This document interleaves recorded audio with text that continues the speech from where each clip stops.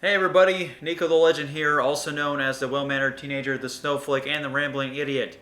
And I am continuing the massive milk train that is the Mass Effect Legendary Edition, and who isn't these days on their YouTube channel, especially the ones that really like Mass Effect, such as myself. Now, I've been doing a lot of these videos recently and lately, and we're here to add another one to the pile, and this one is more on the negative side of things. Of course, I will tell you how I feel about this in the end, which we all love to hear about. But jokingly aside, this one is talking about how Bioware was forced to leave out Mass Effect 1 DLC from Legendary Edition because of corrupted data. There was a hole. So, if you remember in Mass Effect 1, there's this DLC called the Pinnacle Station, which is the thing they're talking about here.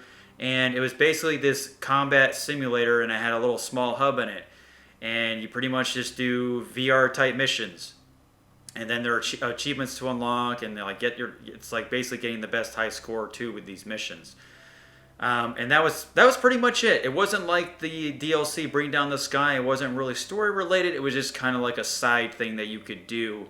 It's very optional, and that's pretty much it. It wasn't anything really big that changed the story in some way that you would see it in the second and third game. Trust me, I've tried. So yeah, this game, this DLC Pinnacle Edition for Legendary Pinnacle Edition.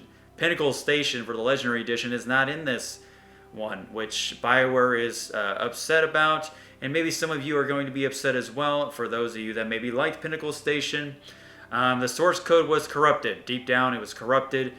They couldn't recover it. They couldn't find any solutions. They even called the original company that worked on Pinnacle Station, which is this company called Demiurge, I believe.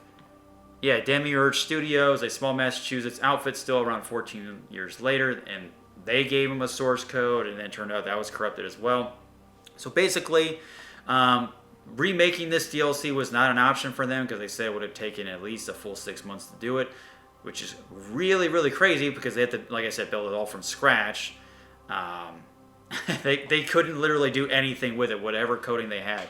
They couldn't backpedal, they couldn't retrospectively or whatever, retroactively do anything, or build it down and break it down and build it back up. They couldn't do anything with it. And it's basically just buried deep within the ground.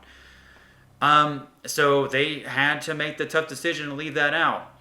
I don't know actually where this originally came up. I guess maybe Game Informer asked them about it, or BioWare decided to bring it up. But imagine if we didn't know about this and the game came out, and we're just like, oh, why isn't this here? So it's good that we know this coming out. So it doesn't have every single piece of DLC. And it's also curious to see what else they don't have in the Legendary Edition that was in the original. I don't think it's going to be that big of a deal. I don't think we have anything to worry about, but I'm just asking the question here. But my opinion on the Pinnacle Station, listen, you're not missing too much. It was just a side hub doing combat VR missions, and that was it. Honestly, the only reason why I did is because it was new. I was excited that it came out because it was like, oh, Mass Effect 1 DLC. Okay, cool. You play it, you do it once, you get the achievements or the high score, that's it. And I never did it again after many, many years later. I only did it once, and it was mainly for the achievements. Because it's really, honestly, not that great.